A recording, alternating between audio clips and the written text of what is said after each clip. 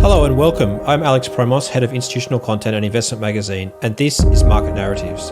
This show is a series of unorthodox conversations with thought leaders influencing the world of fiduciary investors. For more related insights and analysis, please remember to check out our website, investmentmagazine.com.au, and subscribe for a free email. And with that, please enjoy this week's episode.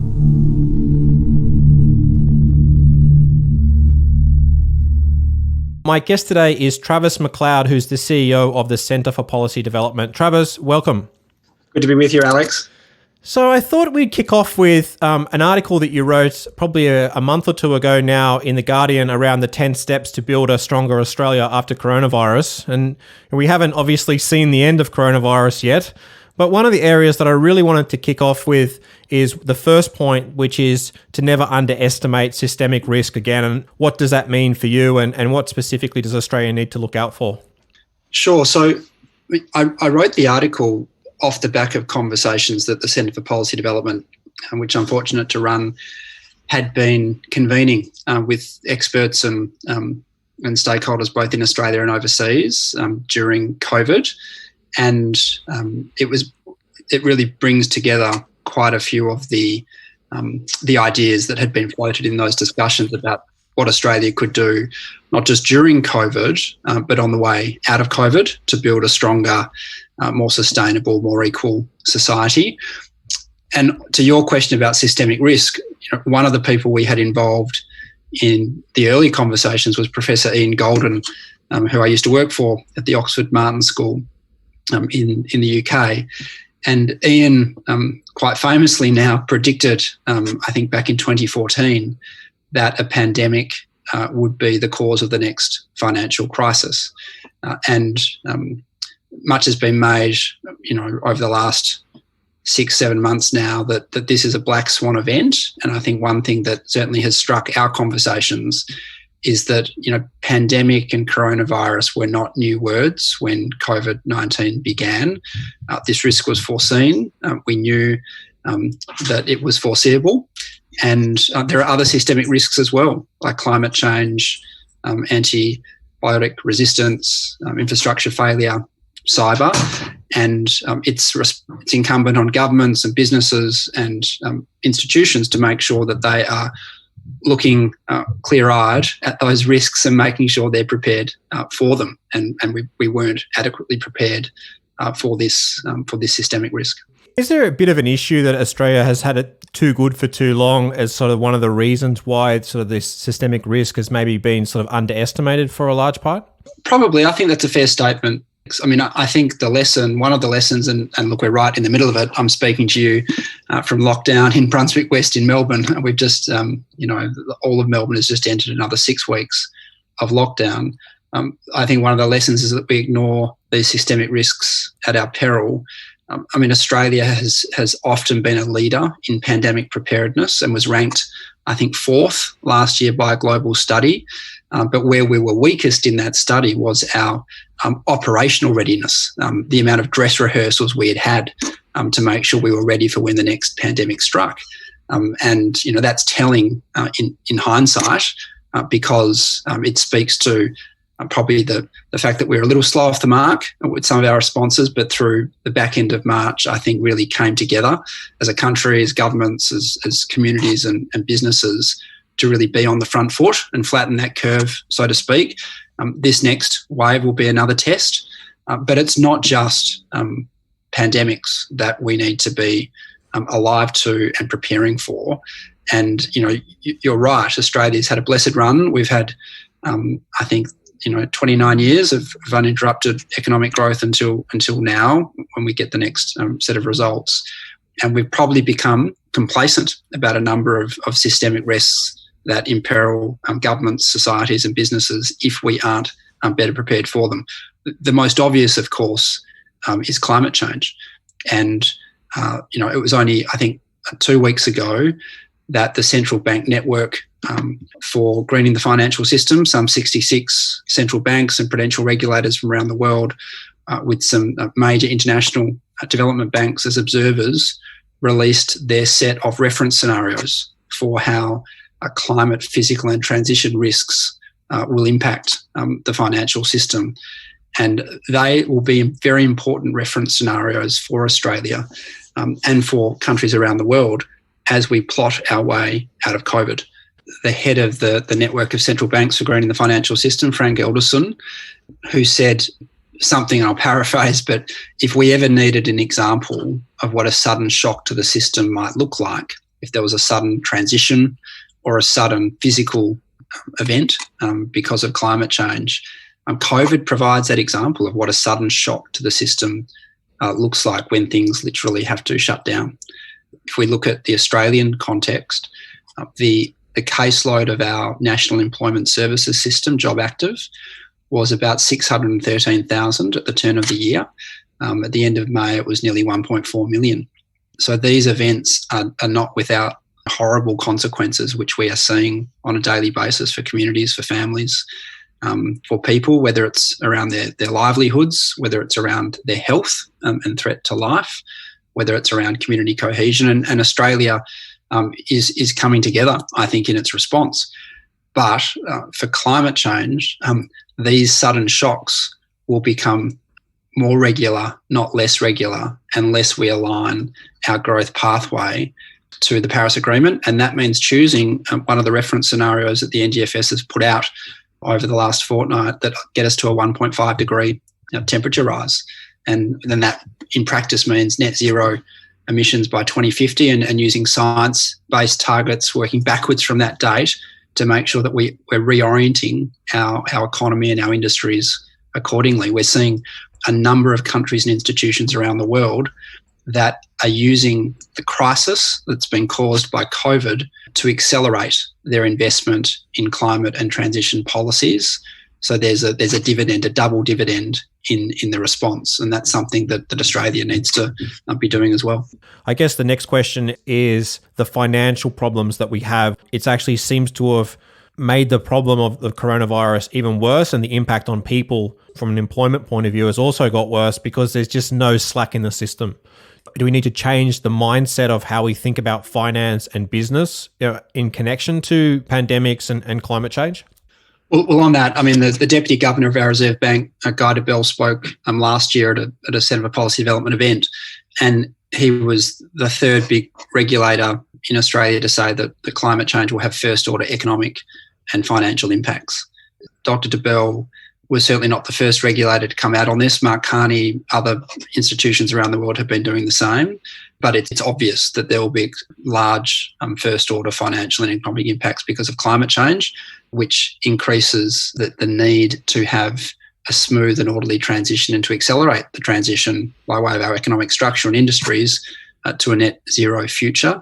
I mean, it's today, I think, that one of the superannuation funds, First State Super, announced that it would be transitioning its investment, and they've said in their release that climate change clearly poses the most significant risk to investment portfolios over the long term. And that requires investors and businesses to step up their response to it, which was really recommended and may well be mandated as part of the task force of financial related climate disclosures.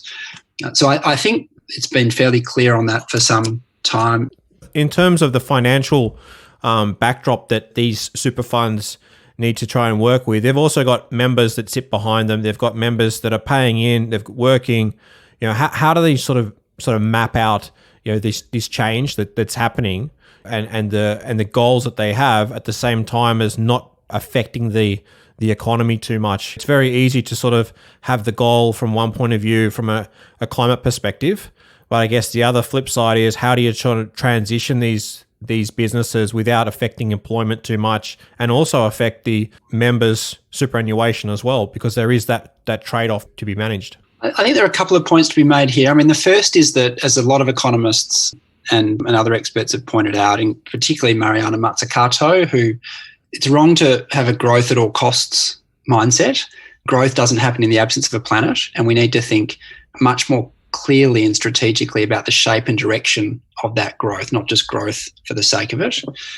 And there are a number of opportunities that are inherent in that transition to a net zero carbon world. And there's been a release almost every day by governments, by businesses, by investors around the world talking about the double, triple dividend that can be had for our economies and for our environment because of the stimulus and additional stimulus measures that will be required because of COVID. The second point to make is that some of the work that the Centre for Policy Development has done on the responsibility of company directors and fiduciaries to look at how the best interests of their organisations, be it companies or their members, interact with climate risk, physical and transition risks, is now imperative. It's a legal responsibility. The legal opinion we commissioned by Noel Hutley, SC, and Sebastian Hartford Davis was described as a landmark opinion by the Reserve Bank in its financial stability update last October.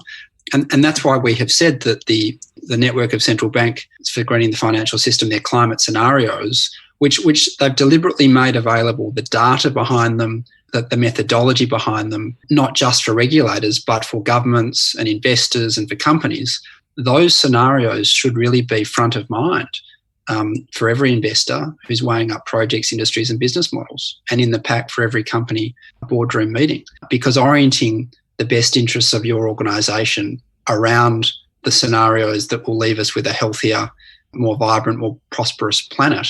And the third point to make is that there have been a number of very senior investors, business leaders, governments for well over a decade, probably led by Andy Haldane at the Bank of England, that have talked about the problems with a short-term focus on growth, short-term return on investment, and particularly this idea of shareholder primacy, which is why we've seen with the Banking Royal Commission in Australia and the Future of the Corporation project run by the British Academy, there's a strong push around the world to broaden our sense of stakeholders that investors and businesses consider when they're looking at returns. So that there's not this approach to shareholder primacy at all costs, but a broader set of stakeholders, employees, communities, suppliers, to make sure that growth is delivering for all.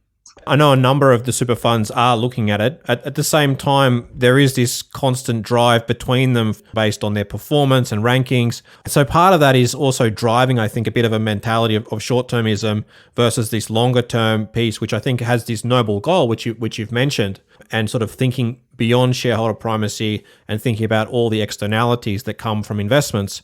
But it still seems to be a bit of a regulatory challenge and a competitive environment challenge in terms of how to make sure that the market structure also encourages this long-term investment. Do you see a bit of a disconnect between those two? Oh, absolutely. I mean, there's always tension because, I mean, that's why one of my 10 steps in the article was about rewiring business for the long term. I mean, the business model has been very fragile, and it wasn't just the Banking Royal Commission, but the Edelman Trust Barometer has found that inequity caused by those business models undermine trust.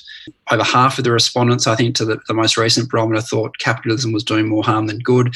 And some of the attitudes research we've done at CPD shows that Australians want business to back long-term value creation for a larger set of stakeholders and to broaden what they mean by capital, economic, social, environmental, governance. COVID, I think, has signalled a capacity to do both, but there's a long way ahead if we're going to think through the implications for business models, not just so far as they deal with systemic risk, but also how they change the direction of growth so that it can benefit more of their stakeholders. It's interesting you talk about implications for business models, and that is one part of it. The other side, which is the consumer, the being too much of a drain on the environment as well. We've got an over-consumeristic society. And so how do you give people almost a reevaluation of a good standard of living, a good way of life, alongside the current arrangement where they're probably living a little bit more than where their means suggest they should be? Is that a fair statement? I'm not sure if it's fair. I think that, yes, there's obviously a lot of people have written about affluenza. I think it was Richard Dennis who talked about it. But Australia has more solar rooftops, I think, per capita than any other country in the world.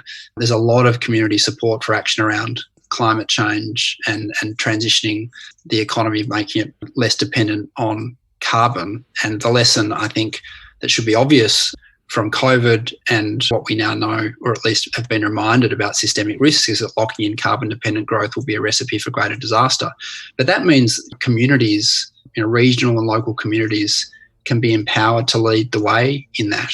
Australia had missions that were focused on understanding and unpacking climate risk, but also missions around transforming to net zero communities and regions. We're seeing some of this around the country, and I think that would be a powerful motivating force for the way that Australians think about their own contribution to getting to net zero, which we have to do as a globe, not just as a single country as part of the Paris Agreement.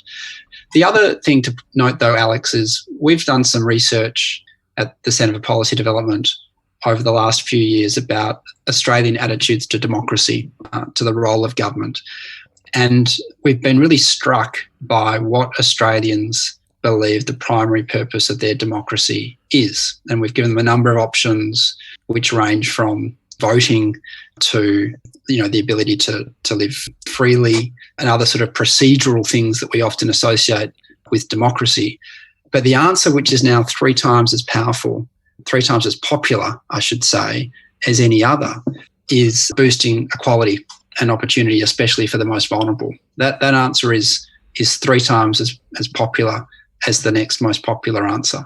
And I think what that tells us is that Australians, perhaps more than most other countries in the world, want their democracy to improve the lives of others. They want it to have a positive impact on equality, especially for our most vulnerable citizens. And they want that in the best of times and especially in the worst of times. And they understand that the vulnerability we face because of climate change is an important systemic risk that must be responded to so we can do that more effectively. And we had no bigger reminder of that than the horrible bushfires that we experienced over the summer. And for those communities that have faced the bushfires and have now faced COVID, they are facing double disadvantage. And it would be imperative for them and for all of us to make sure that when we're plotting our way out, and it will be a grind, that we're investing in the smart things that can make Australia more prosperous, more equal, well into the future. You talk about people being prosperous and having an equality of opportunity. What is the role of financial system in sort of helping to equalise? So I'm curious on how you think the financial system could help. We've talked quite a bit at CPD about mobilising public-private missions around some of these grand national challenges. And certainly some of the issues we've spoken about are issues to which there should be private investment, particularly investment from superannuation funds that are really looking after the long-term interest of their members, into action that will transform Australia for the better. And that investment can be done alongside governments, alongside businesses. And it's happening in many respects, particularly around clean transition. We've seen a number of businesses and investors come out and declare commitment to moving to net zero, but also a commitment to making work more secure, to working with unions to make sure that there are more protections in place for employees. And that's been particularly noticeable through COVID, when the people that have been most affected are young people, women, those in insecure work, those that don't have sufficient rights to work in our communities. So I think that absolutely needs to happen. It's not just a responsibility of government,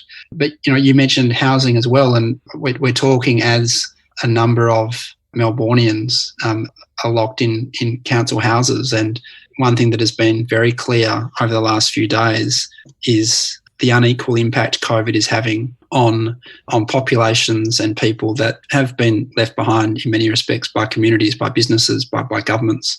And social housing, social and public housing, is a classic example of where we have not done enough to look after the most vulnerable in our society. So it has to be a joint effort. And it's not just about what government does, it's about what all those sectors of our community, business, finance do together. And it probably means, and I think there's been a lot of commentary on this over the last few weeks, it will mean changes to the way we think about tax and tax expenditures and rebalancing the taxes that we have on labour, wealth, land, negative externalities like climate, consumption, so that we have a sufficient revenue base on which to ensure that we have the world's best social services, essential services for the most vulnerable in our community. Is there a particular area that you've been looking into around sort of tax and its ability to make the system a little bit fairer? I think the obvious point to make, and a number of reviews, the Henry Tax Review among them, have made it clear that we have a strange reliance on income tax, on taxing labour, and we don't tax wealth land negative externalities in the way that other societies do. And to have a more reliable tax base, we need to rebalance the way that we tax those different sources, but also the tax expenditures we have. And we saw at the last election that reforms to negative gearing, tax expenditures on superannuation became kind of political hot potatoes. And one thing we will need over the next decade as we come out of COVID and deal with all of the other challenges facing Australia and our region is that we have a reliable revenue base in order to deliver world's best public services in combination with the community. So that will need to be a focus, Alex, and I'm sure that it will be over the coming months and years. The other piece in terms of the changing work environment, what role does government need to play in terms of helping people get back to work? There's obviously a large number of people, as you sort of addressed at the start of this conversation, of people that are out of work. What role does government need to play maybe going forward, particularly as there's going to be this very large transition of how people work differently and previous roles will cease to exist? So have you got any ideas about the role of government in helping to get people back to work? We do. Employment services has been a huge focus for CPD. Look, I think the biggest mountain Australian governments have to climb now is the jobs one. As I mentioned towards the top of this discussion, the caseload for our National Employment Services System Job Active is now at around 1.4 million. It was 613,000 at the turn of the year. This is a system that has been strongly criticised, most recently in a national review 2018, and found that it had to do much better, particularly for the most disadvantaged job seekers. And the system is now overwhelmed. There have been a number of very important recommendations and reforms about more effective provision of supply and demand responses at regional and local level that will inevitably be accelerated because of COVID. And governments have signalled a desire to do that, to go hard, early and fast in the regions and communities that need support most of all. We will need to work really strategically and cleverly as a country to make sure that the most vulnerable that are now on the unemployment caseload or the underemployment caseload don't enter into protracted unemployment, because the evidence shows, including from the Reserve Bank, that once you're in entrenched unemployment, it's very difficult to get out. And we have to be much better at structuring all of the different supports around pathways to employment for the cohorts we know that are the most disadvantaged, whether that's people from culturally and linguistically diverse communities, whether it's people in contact with the criminal justice system, whether it's Indigenous Australians, whether it's people with disability, whether it's changing the way other service and care systems interact with employment, like childcare, for example, so that more people can participate in the workforce. I could go on, Alex, on this for a while, but one of the things that CPD has been doing over the last few years is focusing on what employment and settlement services can do in place in communities if they're more effectively funded and structured. So you've got a collaborative local network working together in partnership. And we've helped to set up a trial in Melbourne's West in Wyndham that's delivering fantastic economic and social results for refugees. There are other examples of this. And what these approaches require is for government not simply to be a contractor or an outsourcer of employment services, but to get back in the game and to deliver some of these services in partnership with community organisations, private providers, and with stimulus measures to boot that can stimulate new skills, new industries in the areas that will drive Australia's economy forward over the next decade, whether that's in clean energy, infrastructure development, transitioning to a net zero carbon economy, but also the supply chains and manufacturing base that can make Australia much more resilient and much more prosperous. This will be the biggest challenge the country faces over the next couple of years, dealing with this unemployment caseload. And we should be looking at it very much from the vantage point of more of the same will be insufficient. It will need to be a joint effort, and one that's properly resourced. And we think creatively about the sorts of wage subsidies and incentives that can be given so that we can build new industries and support ones that will be vital to Australia's future. All right, that's been a fantastic conversation. Thank you very much for your time, Travis. Thank you very much, Alex. Thank you for joining us. All views expressed on this podcast are subject to change and do not necessarily reflect the views of Conexus Financial. This podcast is for educational purposes only and should not be relied upon as investment advice.